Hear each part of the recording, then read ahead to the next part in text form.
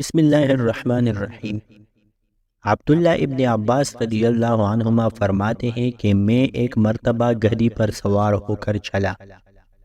اس زمانے میں بلوغ کے قریب تھا۔ رسول اللہ صلی اللہ علیہ وسلم منا میں نماز پڑھ رہے تھے اور آپ کے سامنے دیوار کی آڑ نہ تھی، تو میں بعض صفوں کے سامنے سے گزرا اور گدھی کو چھوڑ دیا۔ وہ چرنے لگی جبکہ میں صف میں شامل ہو گیا، مگر کسی نے مجھے اس بات پر ٹھوکا نہیں۔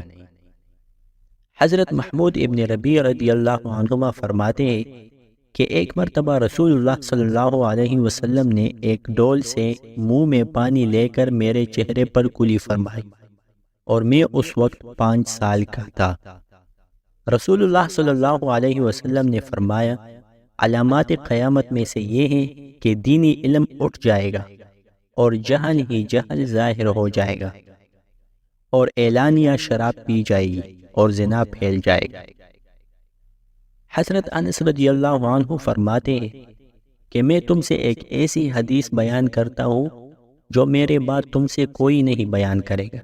میں نے رسول اللہ صلی اللہ علیہ وسلم کو یہ فرماتے ہوئے سنا کہ علامات قیامت میں سے یہ ہے کہ علم دین کم ہو جائے گا، جہل ظاہر ہو جائے گا، زنا بکثرت ہوگا، عورتیں بڑھ جائے گی اور مرد کم ہو جائیں گے، حتیٰ کہ 50 عورتوں کا نگران صرف ایک مرد رہ جائے گا۔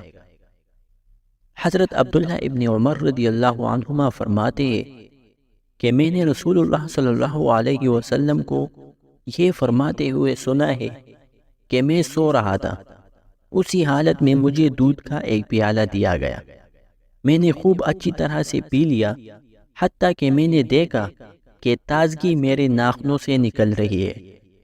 پھر میں نے اپنا بچا ہوا دودھ عمر ابن الخطاب کو دے دیا۔ صحابہ رضی اللہ عنہم نے پوچھا، آپ نے اس کی کیا تعبیر لی؟ آپ نے فرمایا، علم۔